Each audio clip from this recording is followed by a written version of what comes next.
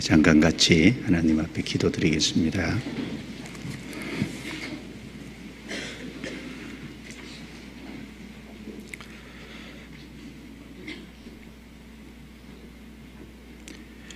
은혜로우시고 자비로우신 우리 아버지 하나님 감사합니다. 죄 가운데 살던 저희들 주께서 불쌍히 여겨주셔서 우리의 모든 죄를 처리해 주시고 심판과 멸망의 자리에서 건져 하나님의 거룩한 자녀로 삼아주시며 썩지 않고 더럽지 않고 쇠하지 아니하는 영광스러운 기업을 소망으로 갖고 살게 해주신 걸 감사합니다. 지난 한 주간 하나님께서 함께 하시는 가운데 귀한 집회를 진행하게 해주시고 이번에도 많은 사람이 주의 말씀을 듣고 구원받게 해주심을 감사합니다. 오늘 하나님 앞과 그리스도 예수 안에서 구원받은 모든 사람을 불러 모아주시고 또 함께 말씀으로 거룩한 교제를 갖게 해주심을 감사합니다. 주께서 함께 해주셔서 하나님의 말씀을 깨달을 수 있도록 마음을 열어주시고 마땅히 알아야 될 말씀을 알 수 있도록 인도해 주옵소서. 그 말씀이 우리에게 생명이 되고 능력이 되며 지혜가 되며 우리의 영혼의 양식이 될 수 있도록 도와주옵소서. 이 주간에 진행되고 있는 모든 집회 가운데도 함께해 주셔서 인도해 주옵소서. 광양에서 집회하시는 홍정현 목사님, 또 서울 소부교에서 집회하시는 오세일 목사님, 주께서 함께해 주시고 주의 능력의 손으로 붙잡아 주셔서 마땅히 할 말을 담대하게 증거하게 해주시고 듣는 사람들로 구원을 받을 수 있게 역사해 주옵소서. 오늘 함께하지 못한 성도들 어느 곳에 있든지 일일이 도와주시고 있는 곳에서 주님을 가까이 하게 해주시고 합당한 은혜로서 도와주옵소서. 우리 가운데 여러 가지 시련과 연약한 가운데 있는 성도들 붙잡아 주시며 더욱 말씀으로 힘을 얻게 해 주옵소서. 모든 시종을 주께 의탁하오며 우리를 구원해 주신 예수님 이름으로 기도드리옵니다. 아멘. 성경 요한복음 5장을 찾겠습니다.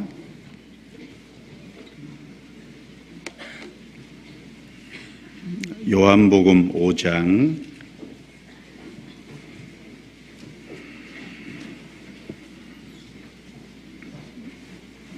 30절부터 제가 읽겠습니다. 내가 아무것도 스스로 할 수 없노라. 듣는 대로 심판하노니 나는 나의 원대로 하려 하지 않고 나를 보내신 이의 원대로 하려는 거로 내 심판은 의로우니라.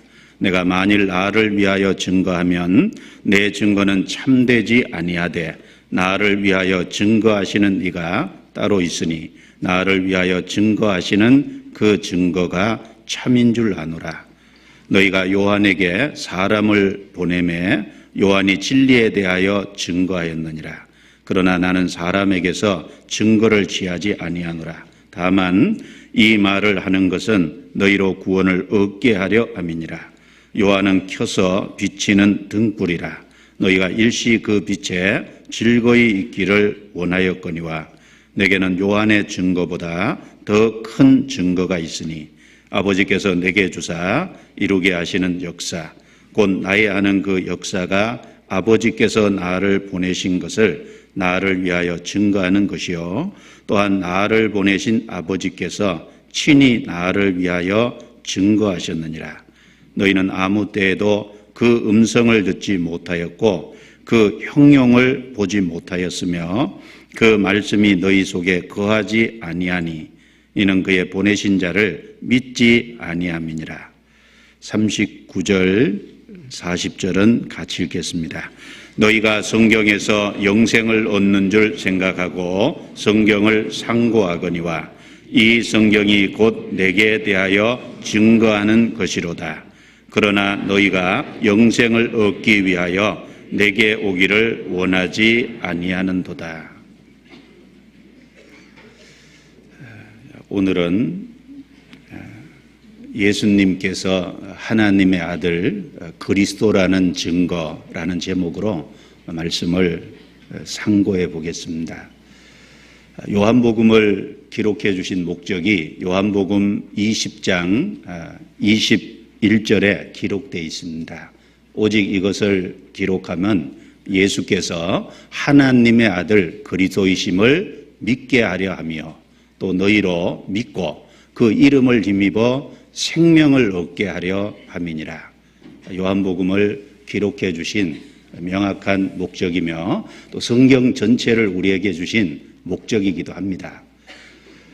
바로 예수님께서 하나님의 아들, 즉 하늘에서 오신 신성을 가지신 분이며 바로 그 예수님께서 우리의 그리스도, 즉 구세주라는 그 사실을 증거하기 위해서 성경을 주셨습니다. 그리고 예수님께서 하나님의 아들 그리스도이심을 믿는 자는 그 이름을 힘입어 생명을 얻는다라는 말씀처럼 구원을 받고 영생을 얻도록 되어 있습니다.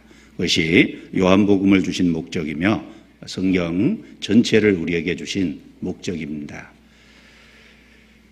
요한복음 방금 읽은 5장 30절 말씀부터 39절까지 이 내용은 바로 예수님께서 직접 예수님께서 하나님의 아들 그리스도라는 증거를 스스로 밝히신 내용입니다.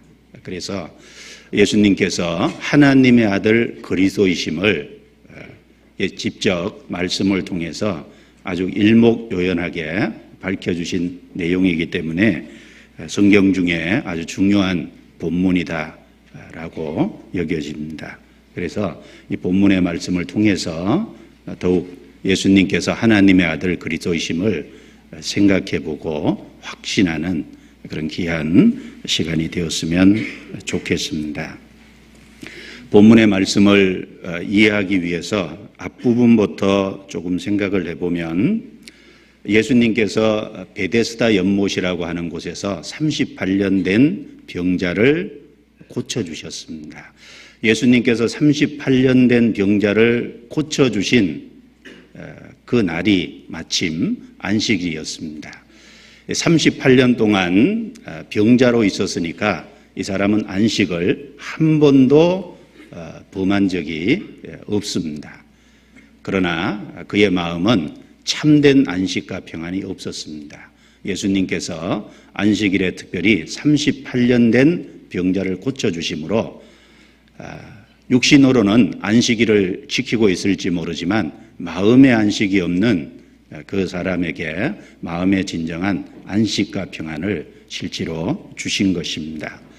마찬가지로 모든 사람은 죄로 말미암아 참 안식과 평안을 잃어버렸습니다. 예수님께서 38년 된 병자를 안식일에 고쳐주신 그 모습처럼 사람은 죄로 말미암아 심판과 멸망 가운데 처하게 되고 마음의 안식과 평안을 잃어버렸기 때문에 예수님께서 오심으로 그 죄를 처리해 주시고 심판과 멸망 가운데서 건져 주심으로 우리 영혼에 참 안식과 평안을 주실 것을 미리 보여주신 사건입니다. 그러나 안식일에 예수님께서 병자를 고치셨다는 그 사실 때문에 유대인들은 예수님을 핍박했습니다. 예수님께서 그 핍박하는 유대인들에게 요한복음 5장 17절에 보면 내 아버지께서 이제까지 일하시니 나도 일한다 라고 대답을 하셨습니다. 유대인들은 자기 생각에 예수님이 안식일만 범할 뿐 아니라 하나님을 자기 친아버지라고 자신과 동등되게 여기는 그것 때문에 더욱 예수님을 미워하게 되고 또 했다고 말씀하고 있습니다. 예수님은 그 유대인들, 특별히 그 유대 종교가들을 향해서 하나님께서 그 아들에게 두 가지 권세를 주셨다는 그 중요한 말씀을 하셨습니다. 요한복음 5장 21절, 22절을 보겠습니다. 21절, 22절.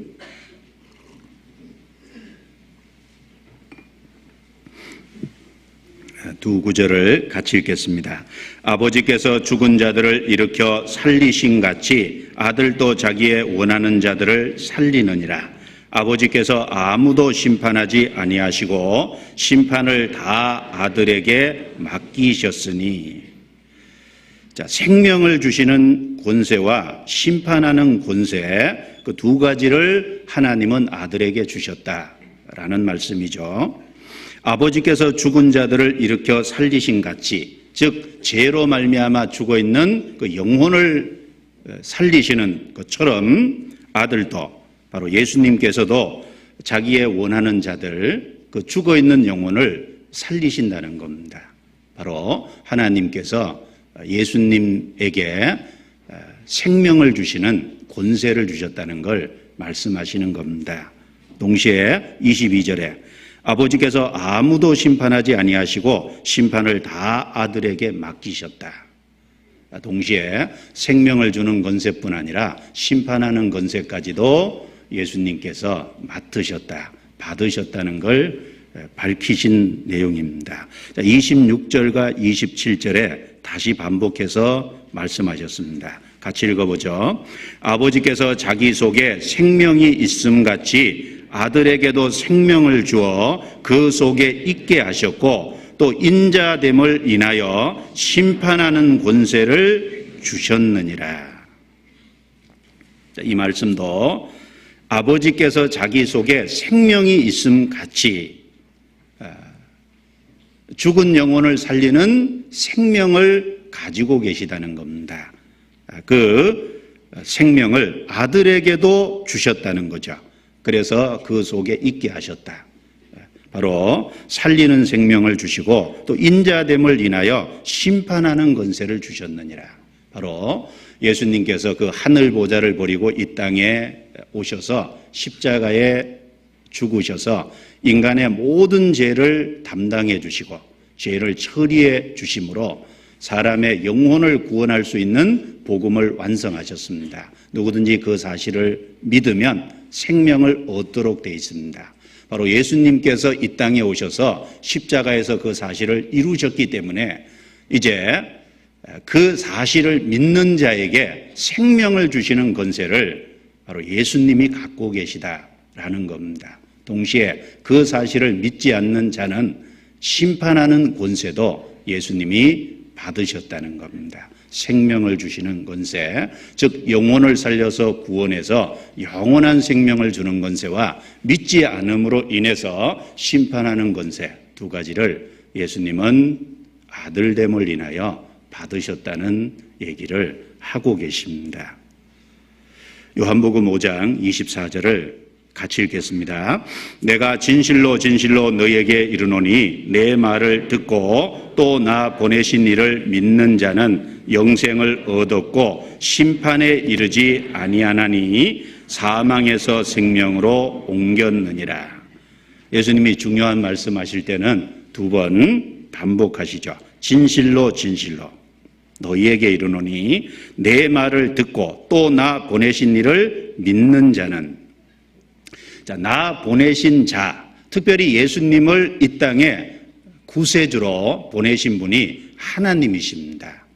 바로 그 하나님을 믿는다는 것은 하나님께서 예수 그리스도를 구세주로 보내셨다는 걸 믿는 것을 말합니다. 바로 그 예수님을 믿는 것은 예수님이 십자가에서 우리 죄를 다 처리해 주신 하신 일을 믿는다는 것을 말합니다. 바로 예수님이 우리 죄를 다 처리해 주셨다는 사실을 믿는 자는 영원한 생명을 얻을 것이다가 아니라 얻었고입니다. 그리고 심판에 이르지 아니하나니, 예수님이 대신 십자가에서 우리 죄에 대한 형벌을 담당하셨기 때문에, 즉 심판을 대신 받으셨기 때문에 심판 안 받는다는 사실을 믿습니다. 그리고 사망에서 생명으로 옮겼느니라. 사망은 지옥이죠. 생명은 천국입니다. 그래서 지옥행 열차 타고 가다가 천국행 열차로 옮겨 탔다. 바로 예수님이 이루신 그 놀라운 하신 일, 죄를 처리해 주신 그 제사해 주신 사실을 믿는 자는 영생을 얻었고 심판에 이르지 아니하나니 사망에서 생명으로 옮겼습니다. 그 생명을 주시는 분이 바로 그리스도십니다. 동시에 그 사실을 믿지 않는 자를 심판하는 그 심판의 권세도 예수님께서 가지셨습니다. 하나님께서 아들됨을 인하여 예수님에게 심판하는 권세를 맡기셨다라는 겁니다. 그래서 예수님의 심판은 의롭습니다. 다 이루시고 그 이루신 사실이 증거되고 그 사실을 받아들이지 않는 것에 대한 심판이기 때문에 예수님의 심판은 의로운 심판입니다. 공정한 심판이라는 겁니다. 30절 같이 읽겠습니다. 내가 아무것도 스스로 할 수 없노라. 듣는 대로 심판하노니 나는 나의 원대로 하려 하지 않고 나를 보내신 이의 원대로 하려는 거로 내 심판은 의로우니라. 바로 하나님의 뜻대로 주어진 심판의 권세를 집행하시는 거기 때문에 의로우시다는 겁니다. 예수님의 심판은 의롭고 공정한 심판입니다. 하나님의 뜻대로 되어지는 것이기 때문에 그럴 뿐 아니라 이제 31절부터 39절까지 그 내용은 그 예수님께서 하나님의 아들 그리스도라는 그 충분한 증거를 제시한 상태에서 안 믿는 것에 대한 심판이기 때문에 의롭고 공정하다라는 의미도 담고 있습니다. 그리고 40절부터 47절까지 내용은 그 충분히 증거하셨음에도 불구하고 사람들이 그 증거를 믿지 않는 이유가 부당하다는 것을 밝히는 내용입니다. 그래서 충분히 증거했기 때문에 그 심판은 의롭고 공정하며, 그리고 사람들이 그것을 믿지 않는 이유를 보면 분명히 자기 책임이라는 걸 알 수 있습니다.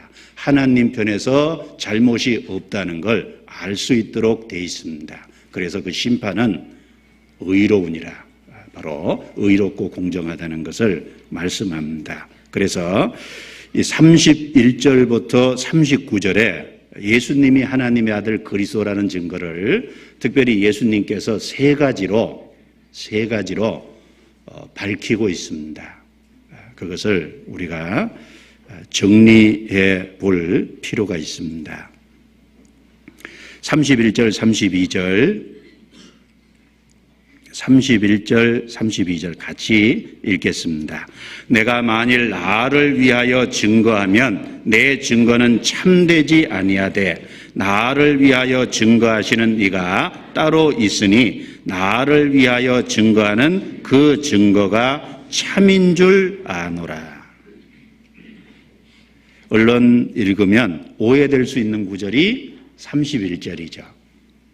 내가 만일 나를 위하여 증거하면 내 증거는 참되지 아니하되. 이 말씀을 오해하면 안 됩니다. 예수님의 증거는 참됩니다. 예수님은 선하고 정직하신 분이고 공의로운 분이기 때문에 예수님의 모든 증거는 참될 수밖에 없습니다. 요한복음 8장 14절에서도 내가 나를 위하여 증거하여도 내 증거는 참되니 나는 내가 어디서 오며 어디로 가는 것을 알며니와 너희는 내가 어디서 오면 어디로 가는 것을 알지 못하느니라. 틀림없이 요한복음 8장 14절에 예수님은 자기가 자기를 위해서 증거해도 참되다고 했습니다. 그런데 여기 만일 내가 나를 위하여 증거하면 참되지 않다라고 하는 말씀은 무슨 뜻일까요? 구약성경 민수기 35장 30절, 신명기 19장 15절에 보면 이스라엘 백성들이 죄를 범해서 재판을 할 때, 그리고 어떤 형을 확정할 때 반드시 한 사람의 증인의 말만 듣지 말라고 했습니다. 반드시 두세 증인의 말을 듣고 형을 확정하라라고, 사건을 확정하라라고 말씀이 되어 있습니다. 물론 한 사람의 증인이 정직한 말을 낸다면 그 증거 자체는 참됩니다. 그러나 한 사람의 증인은 증인으로서 효과가 떨어진다는 겁니다. 왜냐하면 위증할 수 있고 거짓말을 할 수 있기 때문에 그렇다는 겁니다. 그래서 어떤 죄에 대해서 범죄했을 때 그 사건을 확정하고 심리하고 판결할 때 반드시 한 사람이 아니라 두세 증인의 말을 들어보고 사건을 형을 확정하라라고 말씀했습니다. 자, 그런 취지에서 예수님께서 내가 나를 위해서 증거하면 참되지 않다라고 얘기하신 겁니다. 근본적으로 예수님의 모든 말씀은 정직하고 참된 증거임에 틀림없습니다. 그러나 예수님의 증거 외에 다른 증거가 없다면 증언으로서 효과가 떨어진다는 의미에서 내 증거가 참되지 않다라고 예수님은 언급하신 겁니다. 예수님은 자신의 증거 외에 다른 증거를 갖고 있다.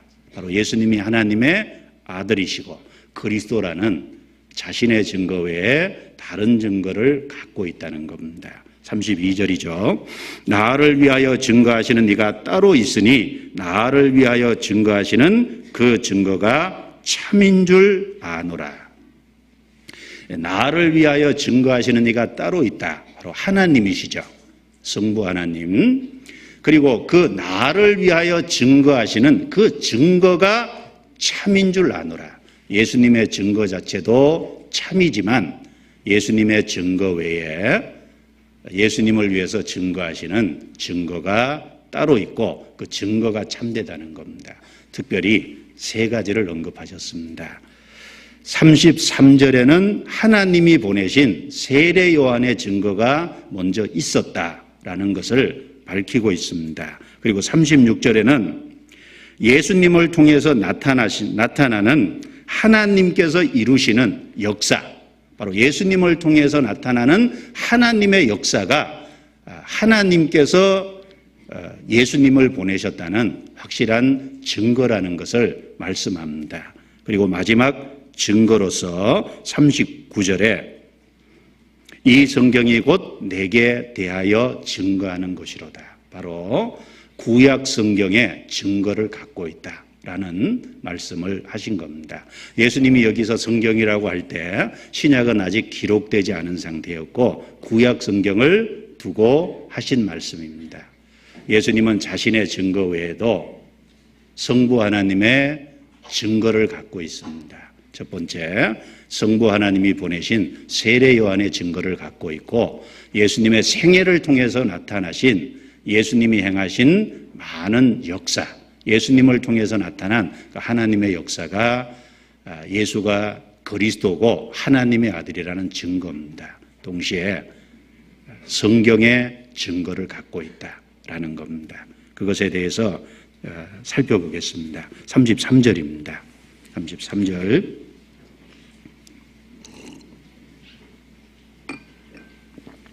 부터 34절까지 같이 읽겠습니다. 너희가 요한에게 사람을 보내매 요한이 진리에 대하여 증거하였느니라. 그러나 나는 사람에게서 증거를 취하지 아니하노라. 다만 이 말을 하는 것은 너희로 구원을 얻게 하려 함이니라. 자, 너희가 요한에게 사람을 보내매 요한이 진리에 대하여 증거하였느니라. 하나님께서 그리스도를 이 땅에 보내시기 전에 세례 요한을 먼저 보내주셨습니다. 세례 요한이 이 땅에 온 목적은 두 가지입니다. 첫 번째는 이스라엘 백성들로 하여금 죄를 깨닫게 하고 그래서 하나님께 돌아오게 하기 위한 것이 첫 번째 목적입니다. 또 한 가지 목적은 예수님께서 바로 그리스도라는 걸 증거하는 것이 세례 요한의 또 하나의 이 땅에 보냄받은 이유입니다. 그래서 요한복음 1장 6절 7절에 보면 하나님께로서 보내심을 받은 자가 났으니 이름은 요한이라. 저가 빛에 대하여 증거하고 그 빛에 대하여 증거함으로 많은 사람들로 믿게 하려 함이니라 라고 기록해 주셨습니다. 세례 요한이 온 목적은 바로 죄를 깨닫게 하고, 그래서 하나님께 돌아서게 하며 그 하나님께 돌아선 사람들로 그리스도를 증거해서 그리스도를 믿게 하기 위한 것이 목적이었습니다. 그래서 세례 요한이 이 땅에 와서 요단강에서 세례를 베풀었습니다. 세례 요한이 베푼 세례는 회개의 세례라 그랬죠. 이스라엘 백성들로 말미암아 회개시키기 위한 목적을 가진 세례라 그랬습니다. 그래서 그들로 죄를 깨닫게 하고 돌이키게 했습니다. 그리고 죄를 깨닫고 돌이키는 그들에게 예수 그리스도를 증거해서 그들로 믿게 했습니다. 여기 요한복음 5장 33절에 너희가 요한에게 사람을 보내매 요한이 진리에 대하여 증거하였느니라. 요한이 요단강에서 세례를 베풀 때 유대 종교가들, 성경에 바리새인들이라고 되어 있는데 그 바리새인들이 제사장들과 레위인들을 세례 베푸는 세례 요한에게 보냈습니다. 그래서 세례 요한에게 물었습니다. 누군지에 대해서 물었죠. 요한복음 1장 19절부터 28절에 보면 내가 누구냐라고 물었습니다. 세례 요한은 나는 그리스도가 아니다. 그들이 다시 묻기를 그럼 내가 엘리야냐? 구약의 갈멜산에서 바알 선지자 450명과 대결했던 그 엘리야냐고 물었습니다. 세례 요한은 아니라고 했습니다. 나는 아니라. 그러면 그 선지자냐? 신명기 18장 18절에 보면 하나님께서 모세를 통해서 이스라엘 땅에 특별한 한 선지자를 보내주시기로 약속을 했고 그 선지자의 말을 이스라엘 백성들이 듣지 않으면 벌을 받을 것을 말씀했습니다. 바로 그 선지자는 예수 그리스도를 두고 한 말입니다. 내가 그 선지자냐라고 물었습니다. 세례 요한은 아니라고 대답했습니다. 보냄받은 사람들이 그러면 너는 누구냐? 우리를 보낸 자들에게 대답할 수 있게 해라. 너는 너를 누구라고 칭하느냐? 세례 요한이 대답하기를 선지자 이사야의 글에 기록된 말대로 나는 강야에서 외치는 자의 소리다. 보냄받은 사람들이 얘기하기를 그럼 네가 그리스도도 아니고 엘리야도 아니고 그 선지자도 아닌데 왜 내가 세례를 베푸느냐? 세례 요한은 대답하기를 나는 물로 세례를 주거니와 너희 가운데 한 사람, 너희가 알지 못하는 한 사람이 있으니 그는 성령으로 세례를 베풀리라. 그리고 나는 그의 신들매를 풀기도 감당치 못하겠노라. 바로 이 요한복음 5장 33절에 너희가 요한에게 사람을 보냈다는 이 말씀대로 유대인들이 바리새인들이 대제사장들과 레위인들을 보내서 물을 적에 세례 요한은 진리에 대해서 바로 예수 그리스도에 대해서 명확하게 증거를 했습니다. 요한복음 1장을 보겠습니다.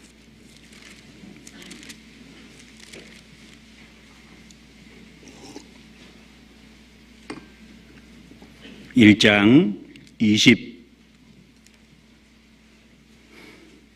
24절 제가 읽겠습니다. 저희는 바리새인들에게 보낸 자라. 또 물어가로되 내가 만일 그리스도가 아니요 엘리야도 아니요 그 선지자도 아닐진데 어찌하여 세례를 주느냐? 요한이 대답하되 나는 물로 세례를 주거니와 너희 가운데 너희가 알지 못하는 한 사람이 섰으니 곧 내 뒤에 오시는 그이라. 나는 그의 신들매 풀기도 감당치 못하겠노라 하더라. 이 일은 요한의 세례 주던 요단강 건너편 베다니에서 된 일이니라. 그들에게 진리에 대해서 명확하게 증거했습니다. 자신이 그리스도가 아니며 그리스도는 자기 뒤에 오실 분이며 그리고 그 그리스도는 자기보다 크기 때문에 신들매 풀기도 감당치 못해 그분은 성령으로 세례를 주실 분임을 증거했습니다. 그리고 그 이튿날 요한복음 1장 29절입니다. 같이 읽겠습니다. 이튿날 요한이 예수께서 자기에게 나오심을 보고 가로되 보라 세상 죄를 지고 가는 하나님의 어린 양이로다. 그 일이 있은 이튿날 세례 요한은 예수님을 보고 세상 죄를 짊어지고 가는 하나님의 어린 양이라고 너무나 분명하게 증거했습니다. 예수님이 세상에 왜 오셨습니까? 죄인을 구원하기 위해서 오셨습니다. 바로 세상 죄, 그 속에 저와 여러분들의 모든 죄를 대신 짊어지고 대신 형벌을 받음으로 우리 죄를 처리해 주시기 위해서 오신 것입니다. 구약의 양이 이스라엘 백성들의 죄를 지고 대신 죽었듯이 예수님은 우리 죄를 대신 짊어지고 죽으시기 위해서 이 땅에 오신 것입니다. 세례 요한은 그 다음 날 예수님을 또 만나니까 또다시 증거했다 그랬습니다. 35절, 36절입니다.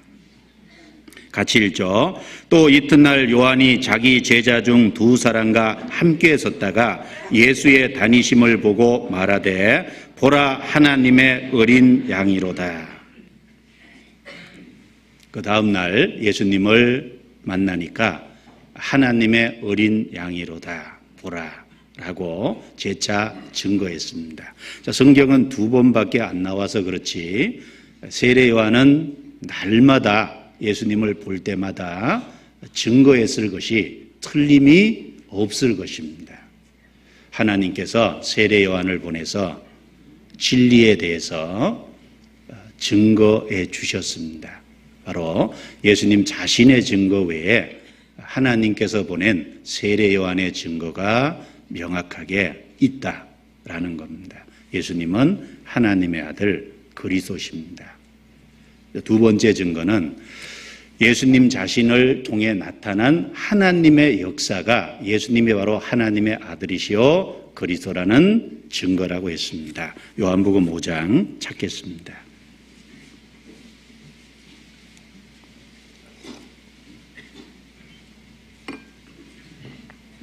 요한복음 5장 35절 36절입니다. 35절 36절 같이 읽겠습니다. 요한은 켜서 비치는 등불이라 너희가 일시 그 빛에 즐거이 있기를 원하였거니와 내게는 요한의 증거보다 더 큰 증거가 있으니 아버지께서 내게 주사 이루게 하시는 역사 곧 나에 하는 그 역사가 아버지께서 나를 보내신 것을 나를 위하여 증거하는 것이요. 내게는 요한의 증거보다 더 큰 증거가 있다. 그것이 바로 아버지께서 내게 주사 이루게 하는 역사, 곧 나의 하는 그 역사가 예수님께서 하나님의 아들 그리스도라는 증거를 밝히는 거라고 말씀합니다. 자, 예수님 자신을 통해서 나타난 많은 하나님의 역사가 있습니다. 예수님을 통해서 이루신 그 하나님의 놀라운 역사가 있습니다. 그 역사가 바로 예수님이 하나님의 아들 그리스도라는 증거입니다. 세례 요한은 그리스도가 오시기 전에 잠깐 켜서 비치는 등불이라 그랬죠. 자, 등불은 사람이 켜서 불을 붙여서 등불은 밤에만 켜져. 그리고 아침에 해가 떠오르면 그 등불은 꺼버리게 되어 있습니다. 세례 요한은 약 6개월이라는 짧은 기간 동안 사역을 했습니다. 그는 예수님이 오시기 전에 켜서 비치는 등불로서 잠깐 사역을 하고 예수님께서 이제 돋는 해로서 예수님께서 직접 말씀하시고 예수님이 하나님의 능력으로 역사하심을 통해서 이제 세례 요한은 물러간 것입니다. 그런 의미에서 세례 요한은 돋는 해 대신 예수님께서 오시기 전에 잠깐 켜서 비치는 등불과 같이 역할을 했다라는 겁니다. 그래서 누가복음 1장 78절 79절에 보면 이로써 돋는 해가 위로부터 떠올라 우리에게 임하여 어둠과 죽음의 그늘에 앉은 자에게 비치고 우리 발을 평강의 길로 인도하시리로다. 예수님을 두고 하신 말씀이죠.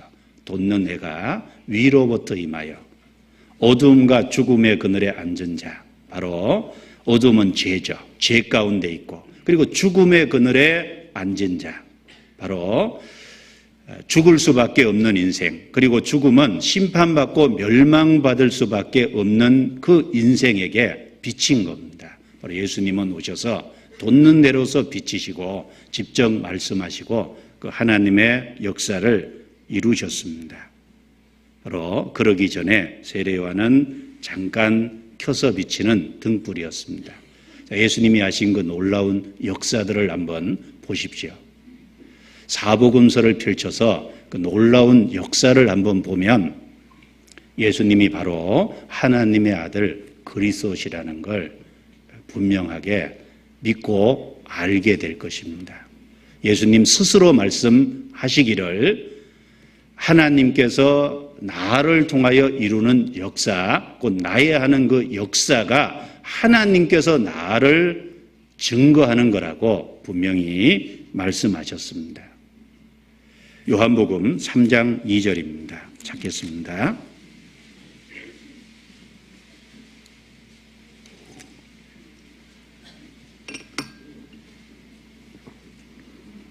요한복음 3장 2절 1절 2절을 같이 읽겠습니다. 바리새인 중에 니고데모라 하는 사람이 있으니 유대인의 관원이라. 그가 밤에 예수께 와서 가로되 랍비여 우리가 당신은 하나님께로서 오신 선생인 줄 아나이다. 하나님이 함께 하시지 아니하시면 당신의 행하시는 이 표적을 아무라도 할 수 없음이니이다. 니고데모 바리새인이면서 간원이었습니다. 그가 밤에 예수께 조용히 찾아왔습니다. 그리고 예수님께 말하기를 랍비여 우리가 당신은 하나님께로서 오신 선생인 줄 아나이다. 하나님께서 보내신 분이라는 걸 안다고 했습니다. 비록 니고데모가 예수님이 그리스도라는 사실은 아직 깨닫지 못했습니다. 바로 자신의 죄를 대신 짊어지고 죽으실 그 그리스도라는 것은 깨닫지 못했지만 하나님께서 보내신 분이라는 건 안다고 했습니다. 어떻게 알았을까요? 그 밝힌 말 속에 나오죠. 하나님이 함께 하시지 아니하시면 당신의 행하시는 이 표적을 아무라도 할 수 없음이니이다. 니고데모는 예수님이 하시는 이적을 잘 살펴본 겁니다. 예수님이 하시는 그 놀라운 이적을 전해 들을 때, 그리고 확인할 때 그것은 하나님이 함께 하시지 않으면 도저히 일어날 수 없는 역사라는 걸 알게 됐습니다. 그런 양심에서 나온 정직한 소리입니다. 바로 예수님께서 생애 속에 이루신 예수님을 통해 나타난 하나님의 역사가 하나님께서 예수님을 보내셨다는 분명한 증거고 확실한 내용이 틀림없습니다. 물론 이적 자체가 예수님을 증거하는 것은 아닙니다. 구약시대 모세를 통해서도 엘리야와 엘리사를 통해서도 여러 선지자를 통해서도 많은 기적이 나타났습니다.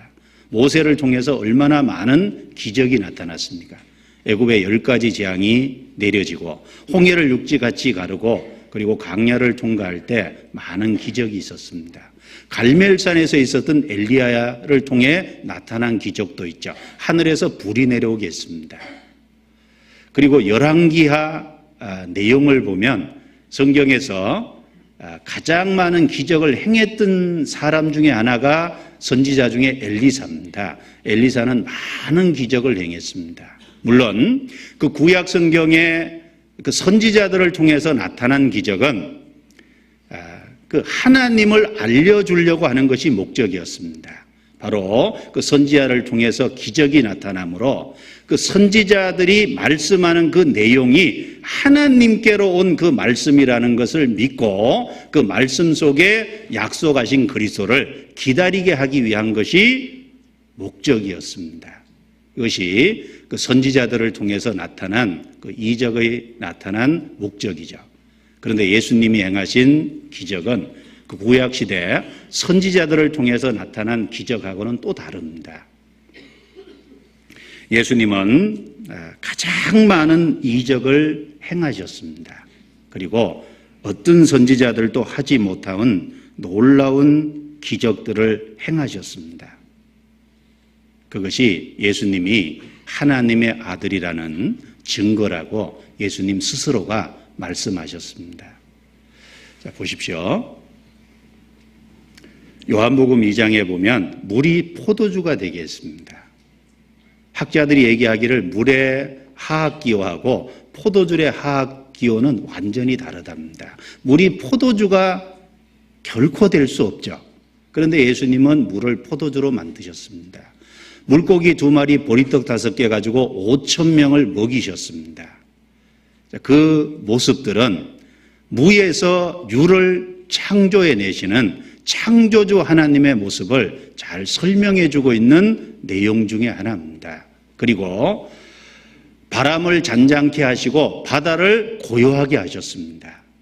그것은 만물을 다스리고 계신 하나님의 모습을 잘 보여주는 겁니다. 하나님은 만물을 창조하실 뿐 아니라 말씀으로 지금도 다스리고 계십니다. 시편 119편에 만물이 천지가 주의 규례대로 오늘까지 있으면 만물이 주의 종이 된 영혼이다 라고 기록해 주셨습니다. 바로 모든 만물은 하나님의 말씀에 복종하고 그리고 말씀에 의해서 지금도 다스려지고 있습니다.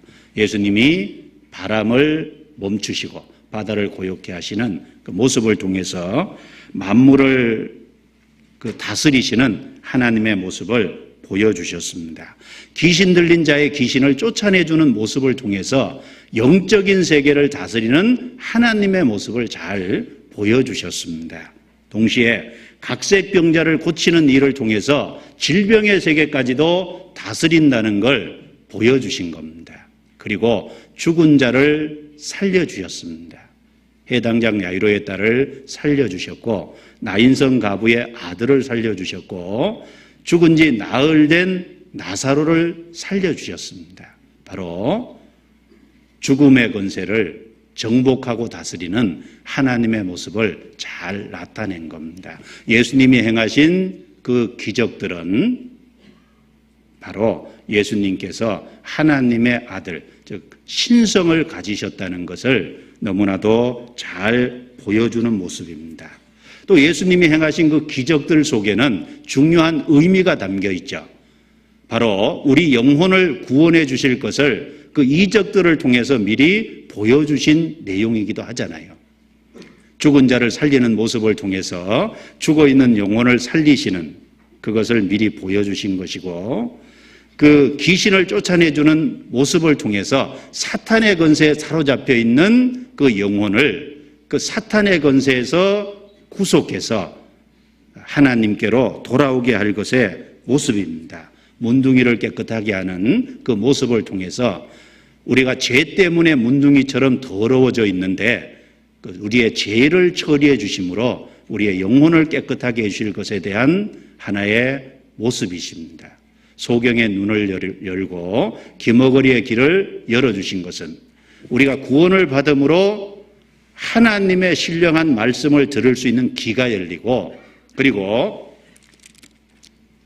하나님의 신령한 것을 보고 하나님의 영광스러운 것을 볼 수 있는 영적인 눈이 뜨일 것을 미리 보여주신 그런 사건들입니다.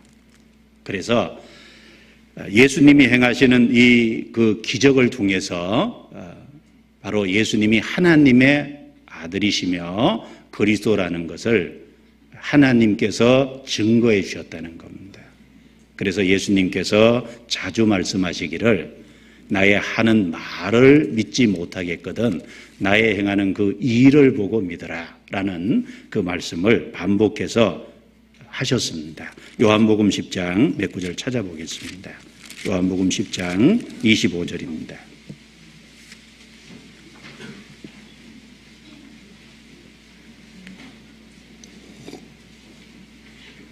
요한복음 10장 25절.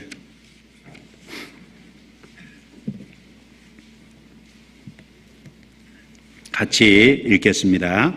예수께서 대답하시되 내가 너희에게 말하였으되 믿지 아니하는도다. 내가 내 아버지의 이름으로 행하는 일들이 나를 증거하는 것이오늘 너희가 내 양이 아니므로 믿지 아니하는도다.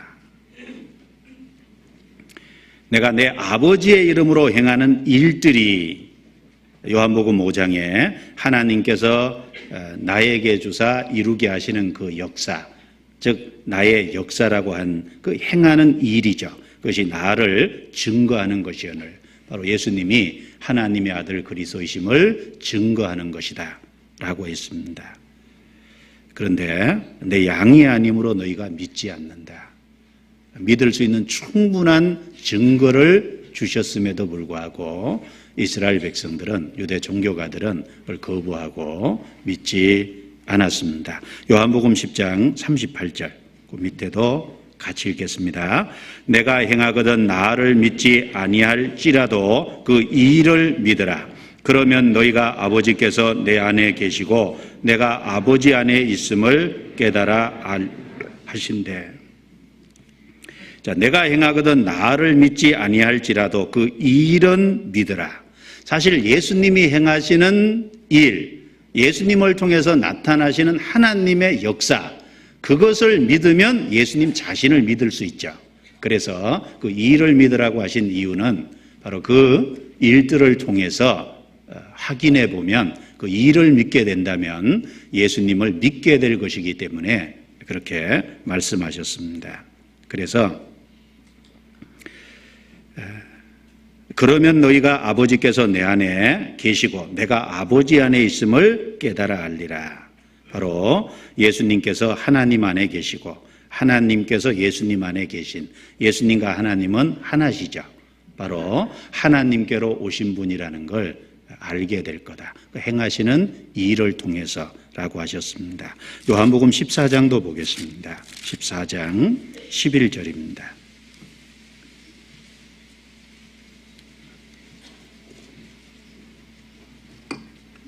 14장 11절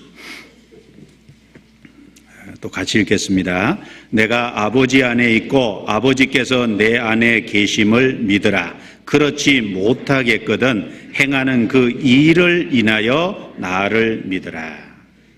이 말씀에도 내가 아버지 안에 있고 아버지께서 내 안에 계심을 믿으라. 그걸 못 믿게거든 행하는 그 일을 인하여 나를 믿으라. 그 행하는 일을 주의해 보고 니고데모처럼 그 예수님이 행하시는 표적을 깊이 생각을 해본다면 하나님께서 행하시는 일이고 하나님께로부터 보내심을 받은 분이라는 걸 틀림없이 믿고 알게 될 거라는 겁니다. 요한복음 15장 24절도 보겠습니다. 예수님께서 동일한 취지의 말씀을 반복해서 하셨습니다. 24절 같이 읽습니다. 내가 아무도 못한 일을 저희 중에서 하지 아니하였다면 저희가 죄 없었으려니와 지금은 저희가 나와 및 내 아버지를 보았고 또 미워하였도다. 내가 아무도 못한 일을 저희 중에서 하지 아니하였다면 저희가 죄 없었으려니와. 그렇죠.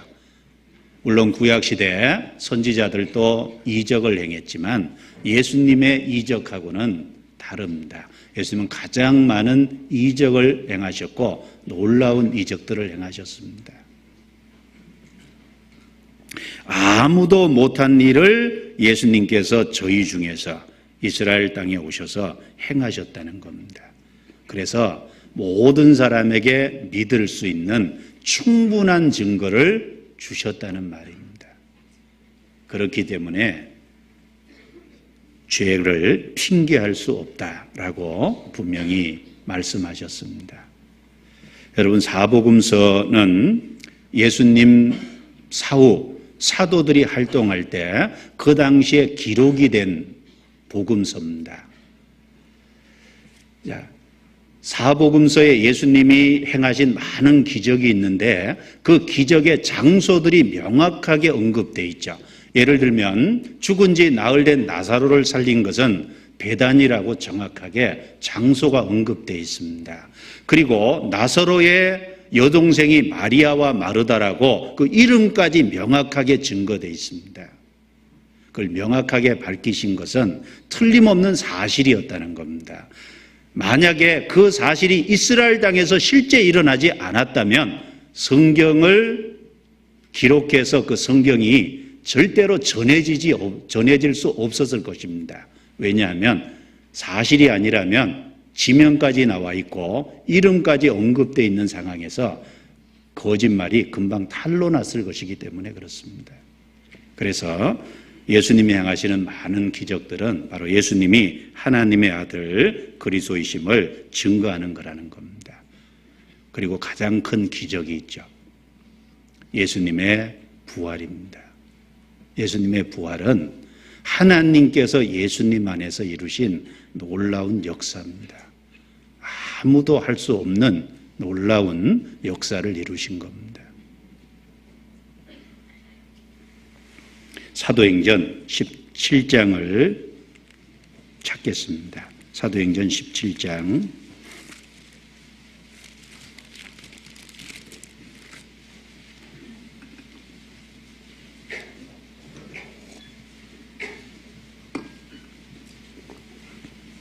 사도행전 17장 31절입니다. 31절 같이 읽겠습니다. 이는 정하신 사람으로 하여금 천하를 공의로 심판할 날을 작정하시고 이에 저를 죽은 자 가운데서 다시 살리신 것으로 모든 사람에게 믿을 만한 증거를 주셨음이니라 하니라. 이는 정하신 사람으로 하여금 천하를 공의로 심판할 날을 작정하시고, 정하신 사람은 예수 그리스도죠. 인자됨을 인하여 심판하는 권세를 아들에게 맡기셨다 그랬습니다. 그리고 이미 심판할 날까지 작정되어 있습니다.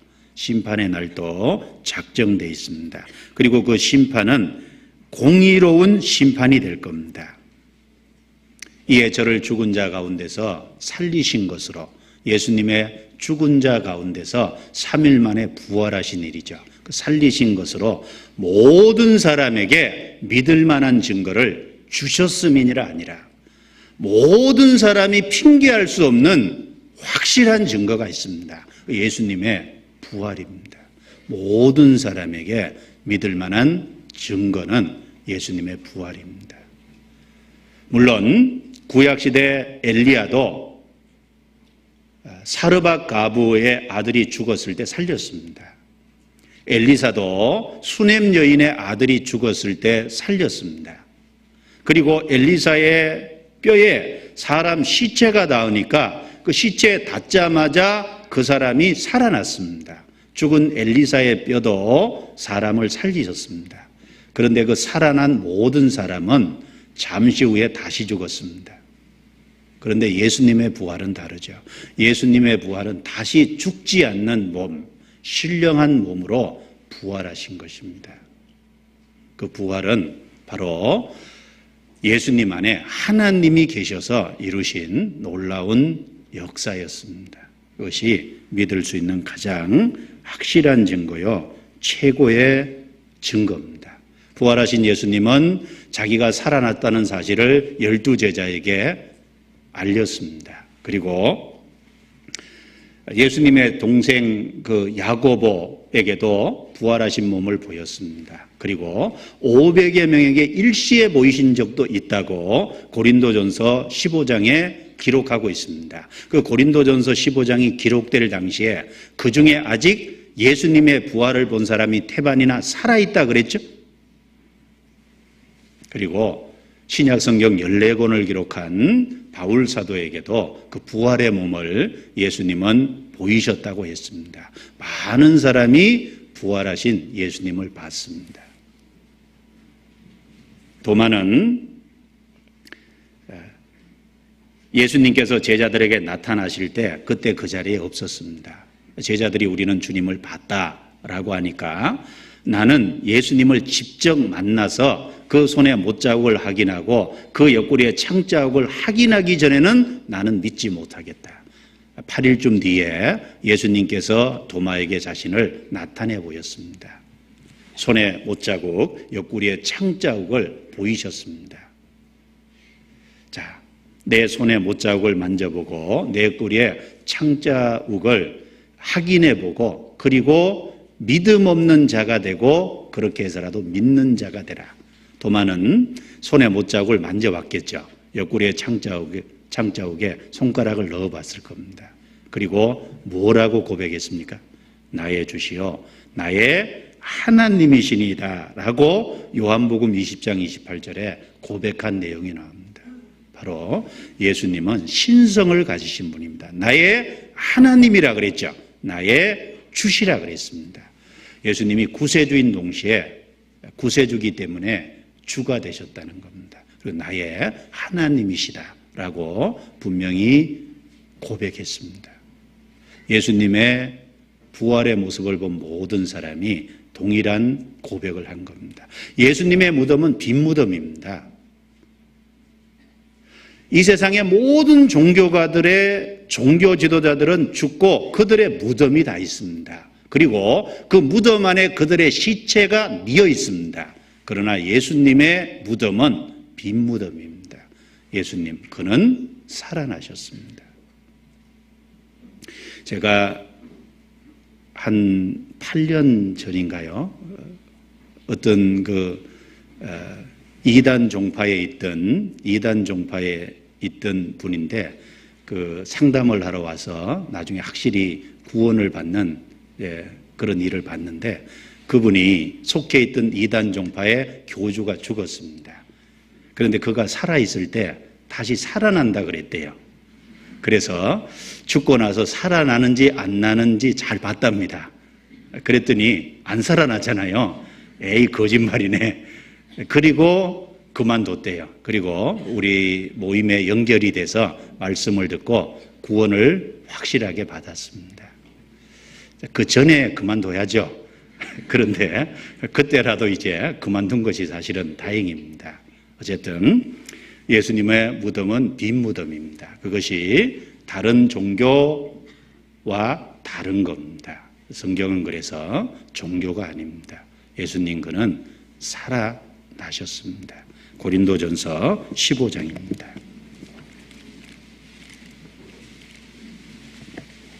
고린도전서 15장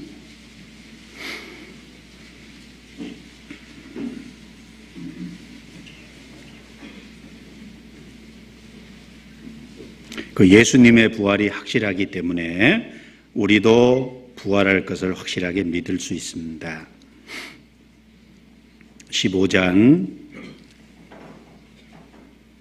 3절 내가 받은 것을 먼저 너희에게 전하였노니 이는 성경대로 그리스도께서 우리 죄를 위하여 죽으시고 장사 지낸 바 되었다가 성경대로 사흘 만에 다시 살아나사 게바에게 보이시고 후에 12 제자에게와 그 후에 500의 형제에게 일시에 보이셨나니 그 중에 지금까지 태반이나 살아있고 어떤 이는 잠들었으며 그 후에 야고보에게 보이셨으며 그 후에 모든 사도에게와 맨 나중에 만삭되지 못하여 난 자 같은 내게도 보이셨느니라. 건너뛰어서 15절부터 19절까지 같이 읽겠습니다.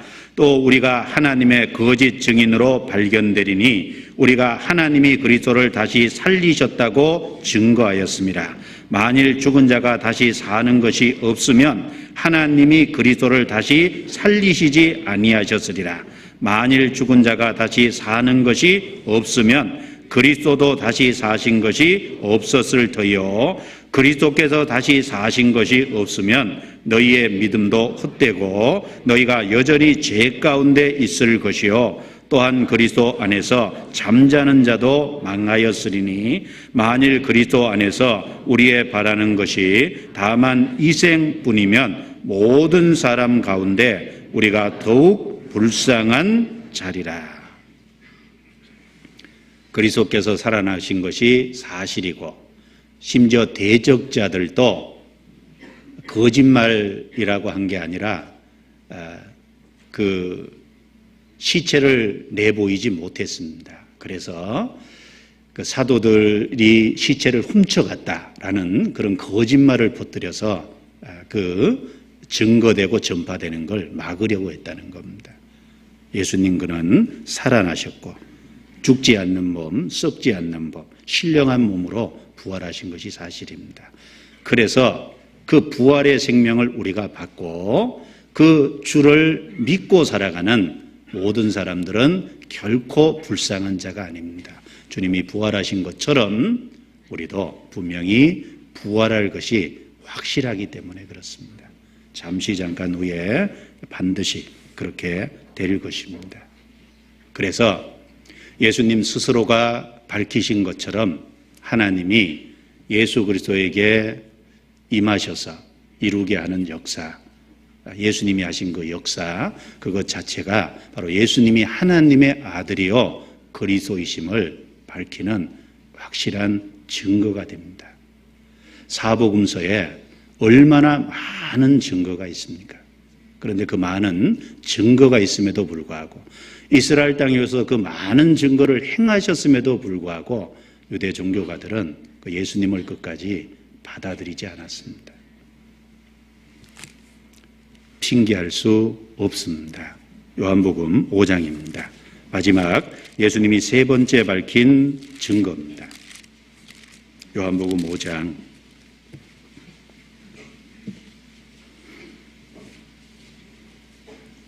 37절부터 39절입니다. 같이 읽겠습니다. 또한 나를 보내신 아버지께서 친히 나를 위하여 증거하셨느니라. 너희는 아무 때에도 그 음성을 듣지 못하였고 그 형용을 보지 못하였으며 그 말씀이 너희 속에 거하지 아니하니 이는 그의 보내신 자를 믿지 아니함이니라. 너희가 성경에서 영생을 얻는 줄 생각하고 성경을 상고하거니와 이 성경이 곧 내게 대하여 증거하는 것이로다. 자, 37절부터 39절은 아버지께서 친히 증거해 주신 증거가 있다고 말씀하셨습니다. 비록 하나님의 음성은 듣지 못했죠. 그러나 비록 하나님의 형용은 직접 보지 못했지만 그런데 하나님께서 하신 그 말씀은 갖고 있다는 겁니다. 그의 음성은 직접 듣지 못했고 그의 형용은 보지 못했지만 그의 말씀이 있다는 겁니다. 문제는 그 말씀을 이스라엘 백성들이 종교가들이 받아들이지 않기 때문에 예수님을 하나님의 아들 그리스도로 믿지 못하는 거라는 겁니다. 이 성경이 곧 내게 대하여 증거하는 것이로다. 그렇습니다. 바로 하나님의 말씀, 구약 성경 전체를 말합니다.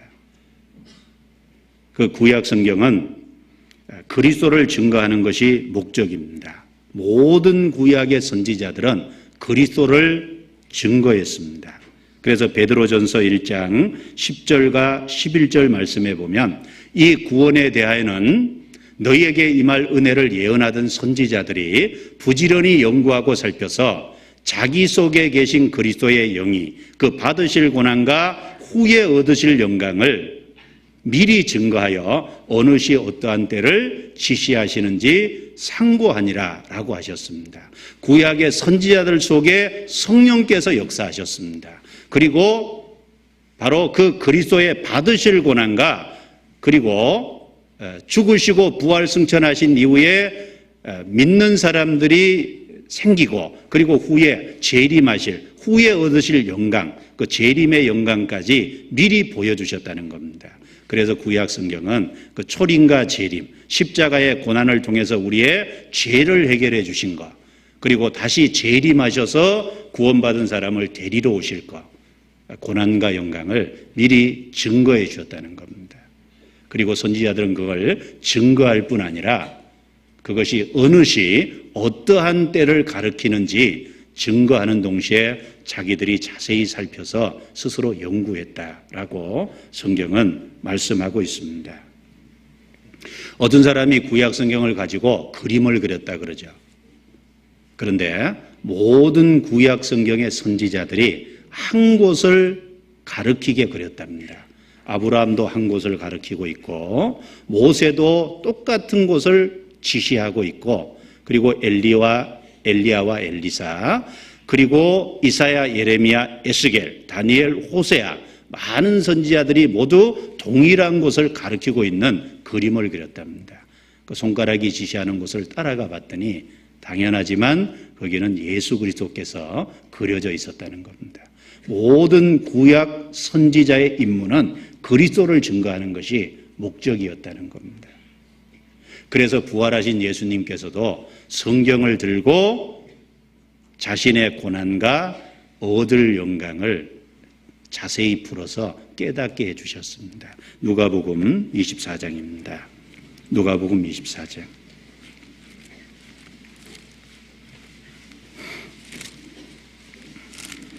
누가복음 24장.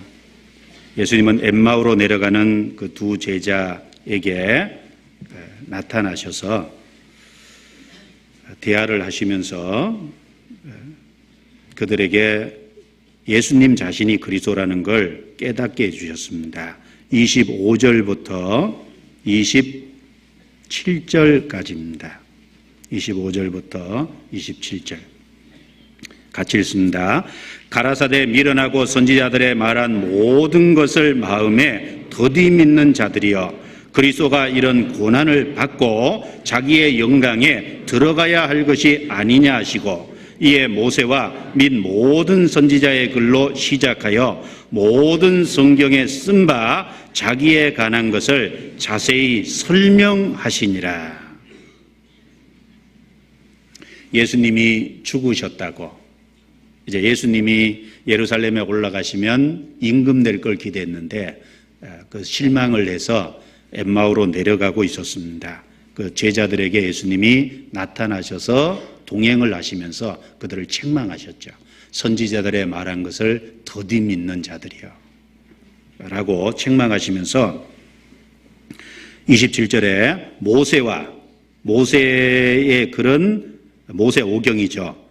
창세기, 주력기, 레위기, 민수기, 신명기, 그리고 모든 선지자의 글로 시작하여 구약의 모든 선지자의 글, 그리고 모든 성경에 쓴 바 자기에 관한 것을 자세히 설명하시니라. 그러니까 구약의 모세 오경에도 모든 선지자의 글에도 모든 성경에도 누구에 대한 것이 기록되어 있다는 거죠?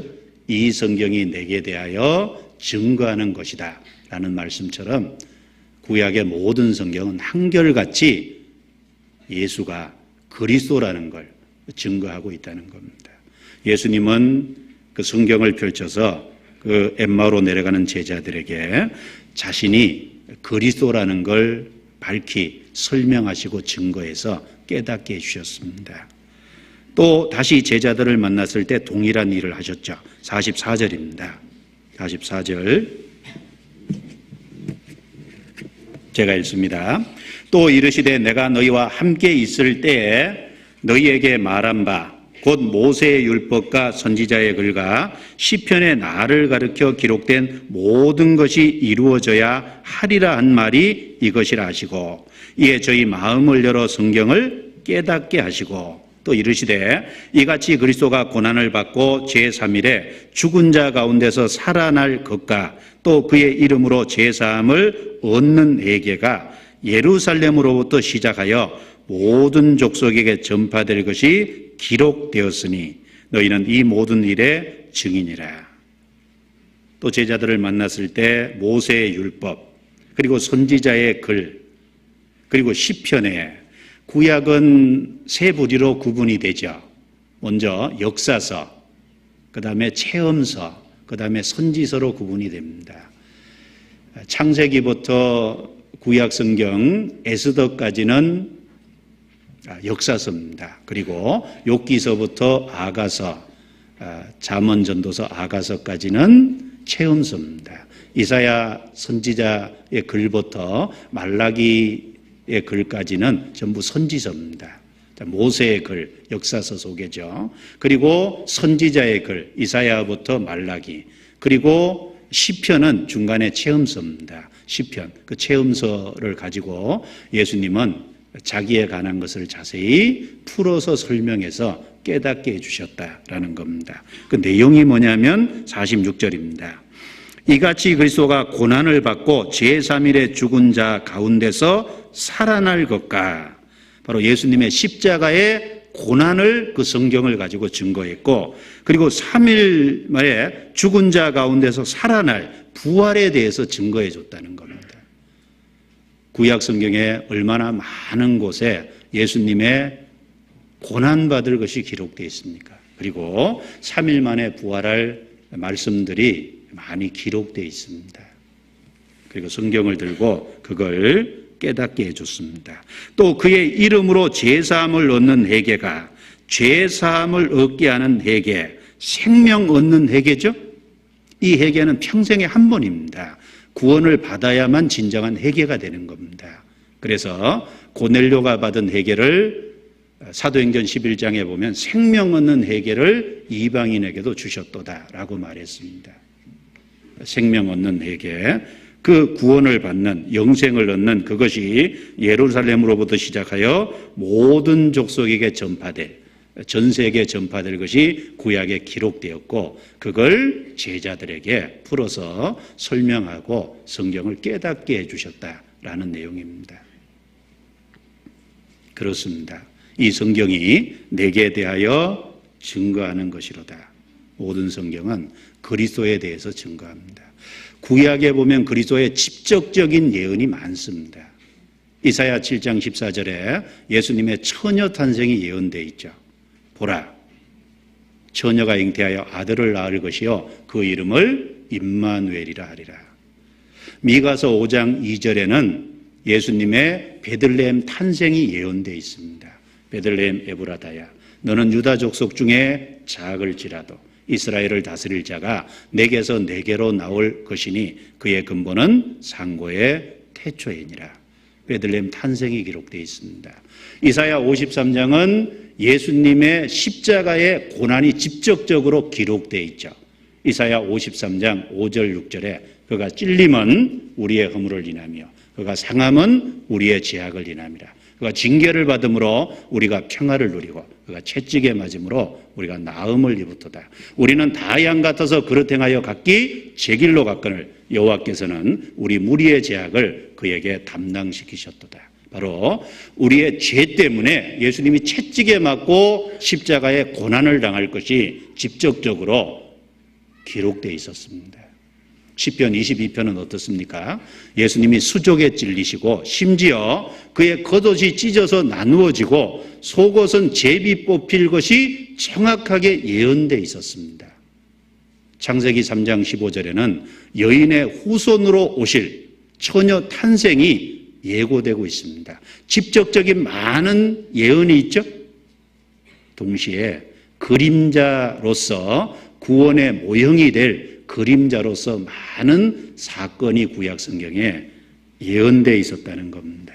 가죽옷도 바로 예수님이 십자가에 죽으심으로 우리에게 구원의 옷을 입혀줄 것에 대한 모형이었습니다. 아벨이 드린 제사를 받아주신, 바로 아벨이 양을 잡아서 피를 흘리고 하나님께 나아갔죠. 바로 예수님의 피를 통해서 우리가 하나님께 나아가면 하나님이 의롭다 하고 받아주실 것에 대한 모형이었습니다. 노아의 방주는 어떻습니까? 모든 사람이 죽는 중에 방주에 탄자만 살았습니다. 예수님이 방주입니다.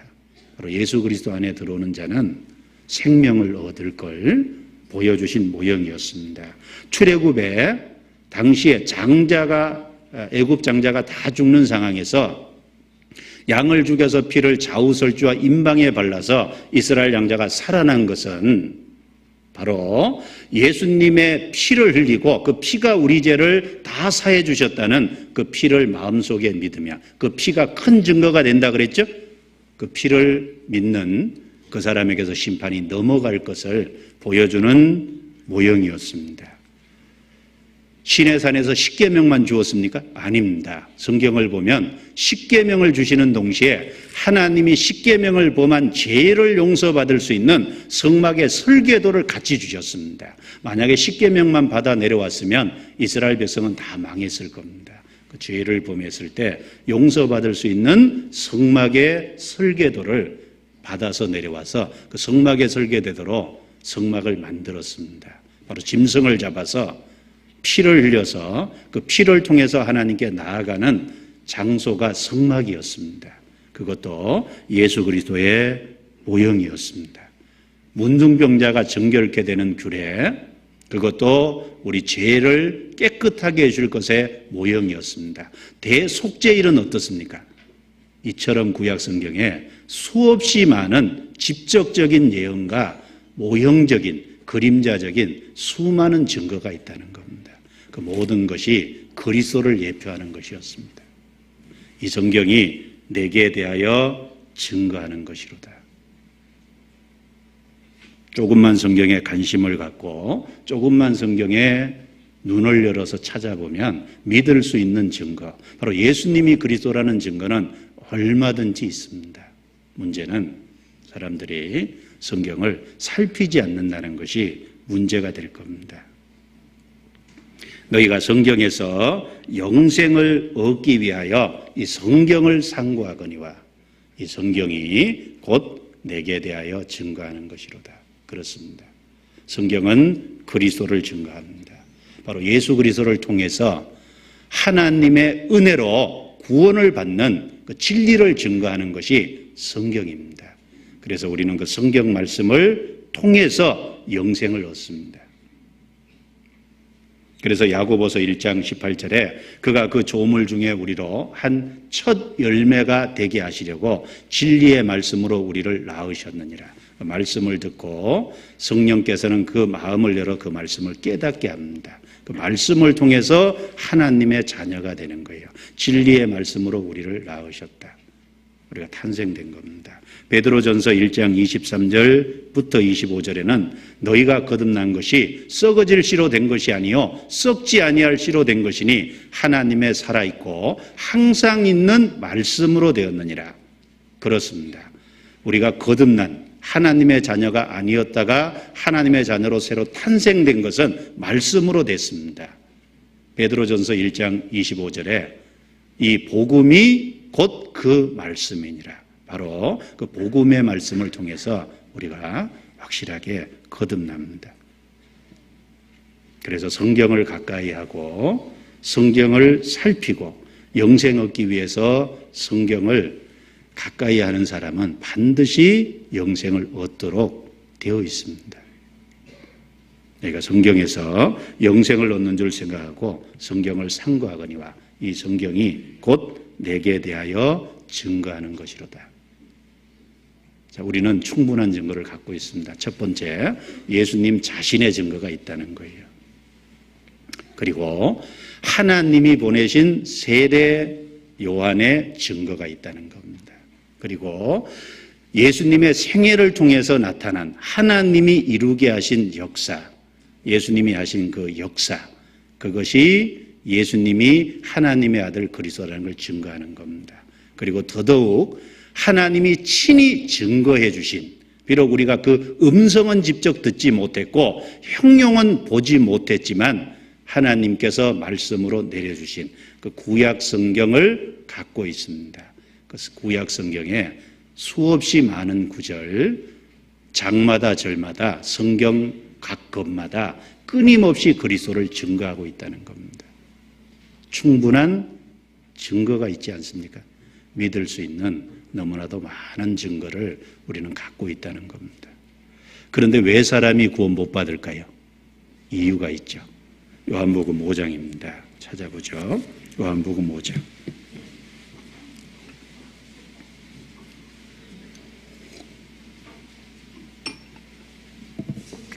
요한복음 5장 40절입니다. 40절 같이 읽겠습니다. 그러나 너희가 영생을 얻기 위하여 내게 오기를 원하지 아니하는도다. 성경이 그리스도를 증거하고 성경에서 영생을 얻는데, 그러나 너희가 영생을 얻기 위하여 내게 오기를 원하지 아니하는도다. 영생을 주시는 분이 예수님입니다. 영생을 주시는 예수님께 나오지 않는다는 의미가 뭘까요? 정말 영생을 얻기 원한다면 영생을 주시는 예수님께 나아갈 겁니다. 영생을 주시는 예수님께 나아가지 않는다는 건 영생 얻고자 하는 마음이 없다는 겁니다. 쉽게 말하면 무관심하다는 거죠. 왜 사람들이 많은 증거를 주었음에도 불구하고 구원 못 받을까요? 영생에 관심이 없습니다. 영생 얻는 일에 무관심한 거예요. 그럼 세상 사람들은 무엇에 관심이 있습니까? 오로지 죽어도 이 세상에 썩어 없어질 것에 관심이 있지 영원한 생명에 관심이 없다는 겁니다. 그것이 사람들이 구원을 얻지 못하는 첫 번째 이유가 될 겁니다. 오해하시면 안 됩니다. 죄가 많기 때문에 영생 못 얻는 게 아니에요. 자, 죄가 많기 때문에 영생 못 얻는 게 아니죠. 왜? 예수님은 십자가에서 모든 사람의 죄를 다 처리하셨습니다. 한꺼번에 단번에 죄값을 다 치르셨습니다. 예수님의 보배로운 피는 우리 죄를 처리하고 남습니다. 죄가 많아서 영생 못 얻는 게 아닙니다. 영생을 주시는 예수님께 나오지 않기 때문에 그래요. 영생에 대해서 무관심하기 때문에 그렇습니다. 이 세상에 썩어 없어질 것에만 관심이 있고 영원한 것에 관심이 없기 때문에 영생을 못 얻는다는 겁니다. 그러니까 그 책임은 자기에게 있는 겁니다. 그 책임을 다른 사람에게 핑계할 수 없습니다. 성경 여기 접고 마태복음 이사야 5장을 보겠습니다. 이사야 5장. 이사야 5장.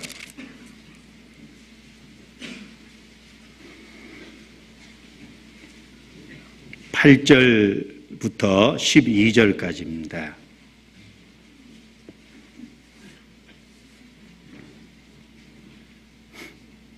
제가 읽습니다. 가옥에 가옥을 연하며 전토에 전토를 더하여 빈틈이 없도록 하고 이 땅 가운데서 홀로 거하려 하는 그들은 화 있을진저.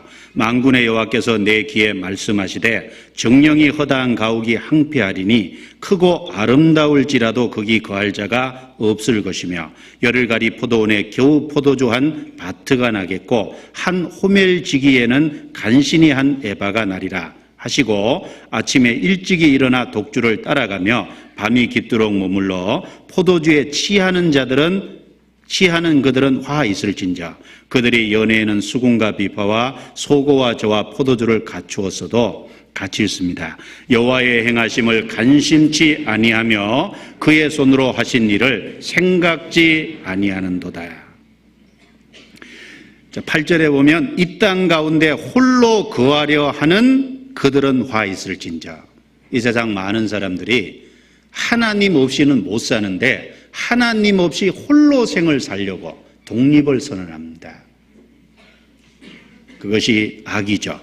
그리고 이 세상 사람들 참 부지런하죠. 11절에 아침에 일찍이 일어나고 밤이 깊도록 머무른다 그랬습니다.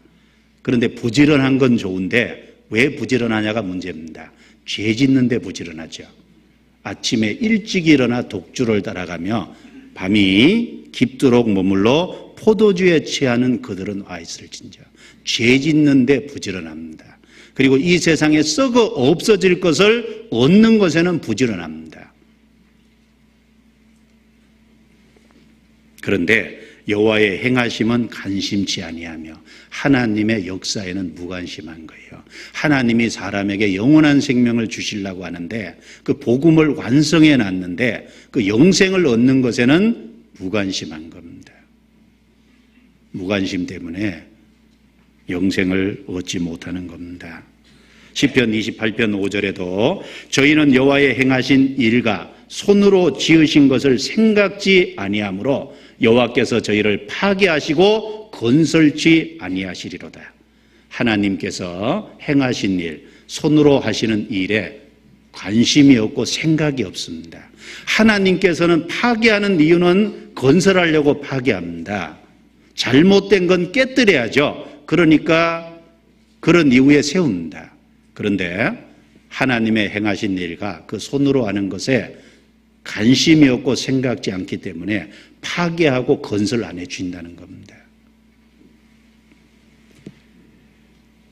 노아 홍수 때 심판이 있을 때 마태복음 24장 38절 39절에 홍수 전에 노아가 방주에 들어가던 날까지 사람들이 먹고 마시며 장가들고 시집가고 있으면서 홍수가 나서 저희를 다 멸하기까지 깨닫지 못했다고 되어 있습니다. 오로지 세상 일에 관심이 있고 영생 얻는 것에는 무관심합니다. 유대 종교가들도 그랬죠. 이스라엘 백성들도 그랬습니다. 누가복음 12장에 한 사람이 예수님 앞에 나왔습니다. 예수님은 영생을 주러 오셨고 그 사람은 영생을 얻어야 될 사람입니다. 그런데 예수님 앞에 나와서 묻는 내용이 내 형을 명하여 유업을 나와 나누게 하소서, 엉뚱한 얘기를 했습니다. 예수님이 책망하셨죠. 이 사람아, 누가 나를 너희의 재판관이나 물건 나누는 자로 세웠느냐? 삼가 모든 탐심을 물리치라. 그는 추구하는 것이 관심을 가진 것이 다른 것이었습니다. 마태복음 19장에 어떤 관은 부자 청년이 예수님께 나와서 영생을 얻기를 원했습니다. 예수님이 그에게 말하기를 내 모든 소유를 팔아 가난한 자에게 주고 너는 나를 쫓으라.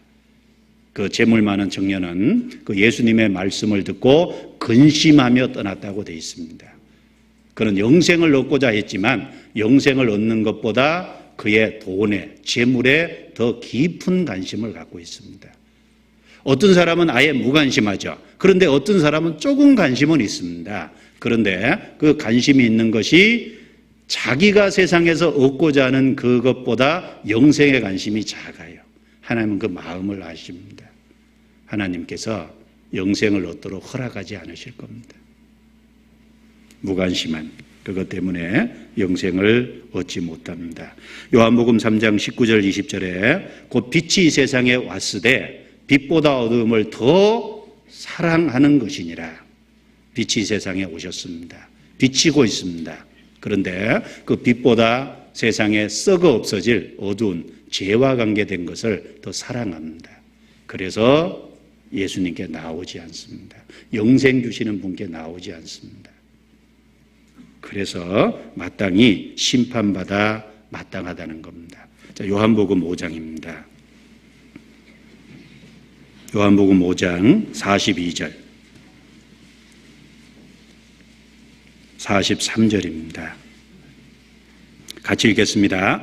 다만 하나님을 사랑하는 것이 너희 속에 없음을 알았노라. 나는 내 아버지의 이름으로 왔음에 너희가 영접지 아니하나 만일 다른 사람이 자기 이름으로 오면 영접하리라. 자, 예수님께서 두 번째 이유를 얘기했죠.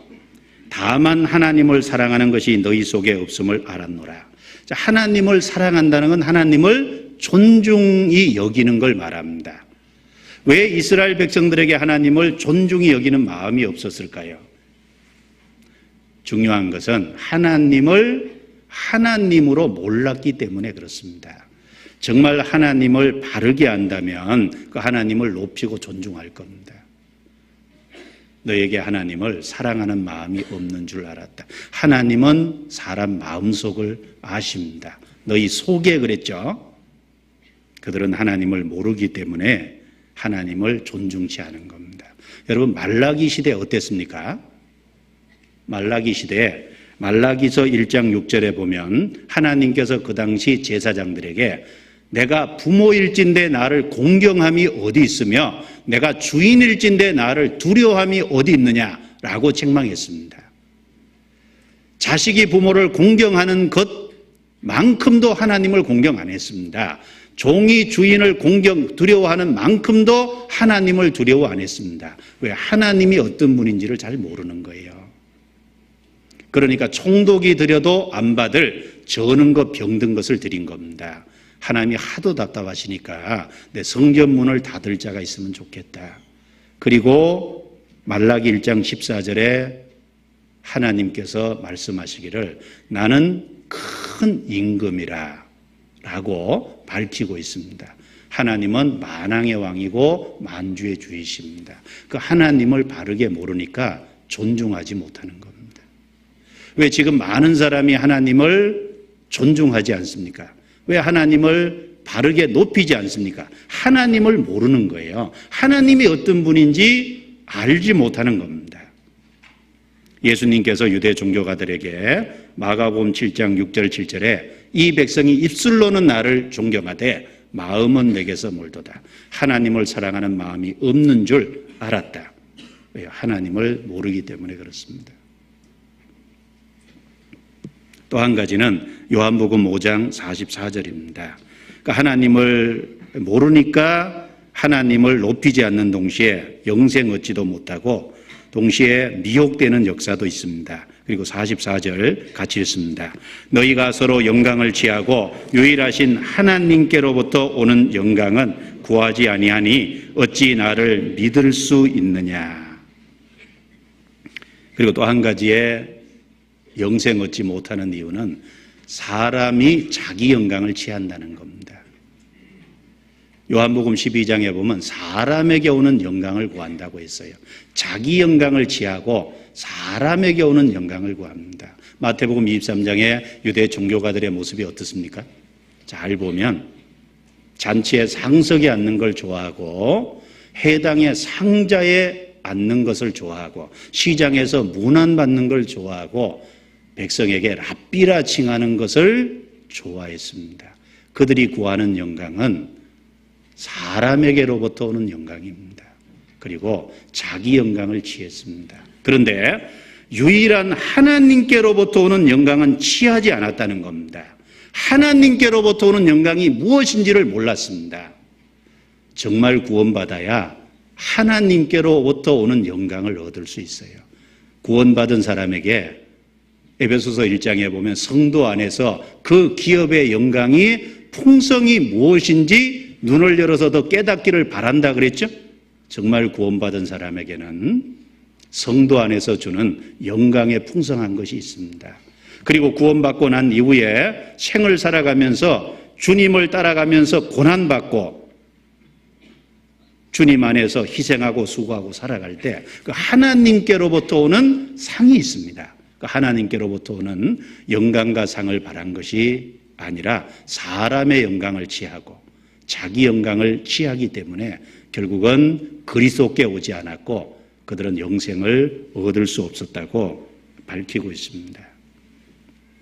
또 한 가지는 성경을 바르게 알지 못했기 때문입니다. 45절부터 47절 같이 읽겠습니다.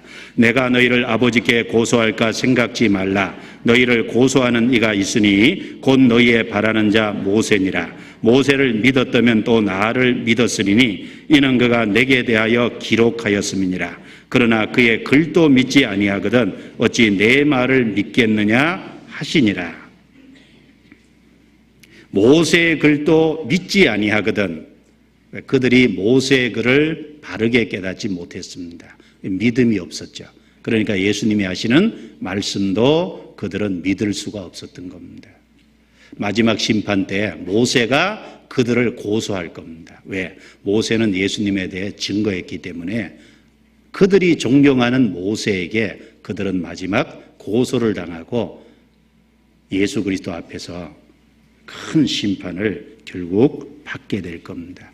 지금도 많은 사람들이 성경을 바르게 깨닫지 못합니다. 디모데후서 3장 7절에 항상 배우나 마침내 진리의 지식에 이를 수 없다 그랬죠? 왜 항상 배우지만 진리의 지식에 이를 수 없습니까? 항상 배우는데 마음 한쪽에는 뭔가 탐욕이 있고 다른 것이 있는 거예요. 그러니까 배우지만 그 진리가 자기 것이 되지 못합니다. 사도행전 13장 27절에 보면 선지자들의 말을 알지 못하므로 그들이 날마다 매 안식일마다 성경을 외웠는데 그 성경에 말한 선지자들의 말을 깨닫지 못한 거예요. 그러니까 그들이 구약에 말씀한 대로 오히려 그리스도를 배척하는데 쓰임 받았다는 겁니다. 성경을 깨닫지 못하면 결국은 잘못된 데 빠지고 그리고 그리스도를 결과적으로 배척할 수밖에 없고 심판을 받을 수밖에 없습니다. 자, 요한복음 5장 그 짧은 본문이지만 이 본문을 통해서 예수님 자신이 하나님의 아들 그리스도라는 걸 밝힌 여러 가지 조목조목 밝힌 내용입니다. 그리고 왜 사람들이 믿지 않는지 그 이유도 명확하게 밝혔습니다. 그러므로 예수님은 생명을 주시는 것뿐 아니라 심판의 권세도 받으셨기 때문에 예수님의 심판은 의롭고 공정하다라고 분명히 선언할 수 있는 겁니다. 우리는 그 생명을 얻었습니다. 우리는 그 심판에서 건진받은 사람입니다. 우리가 해야 될 일은 이 땅에서 주님이 영광을 받으시고 그리고 더 많은 영혼들이 건진받고 하는 것을 보다가 주님 앞에 서는 것이 우리의 소원이 될 겁니다.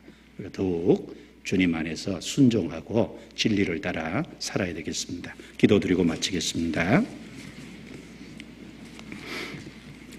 자비로우신 하나님 감사합니다. 귀중한 시간을 허락하셔서 주님의 말씀을 배우게 해주신 것을 감사합니다. 우리에게 많은 증거를 주셔서 믿음을 확증해 주시고 또 하나님을 따라서 살아갈 수 있도록 도와주심을 감사합니다. 우리 발걸음을 말씀의 행보 위에 굳게 세워주시고 그 말씀을 쫓아서 생을 더욱 살아가도록 모두를 다스리시고 인도해 주옵소서. 교회를 통해서 하고자 하는 모든 일들을 이끌어 주시고 친히 간섭하셔서 역사해 주시며 주의 영광을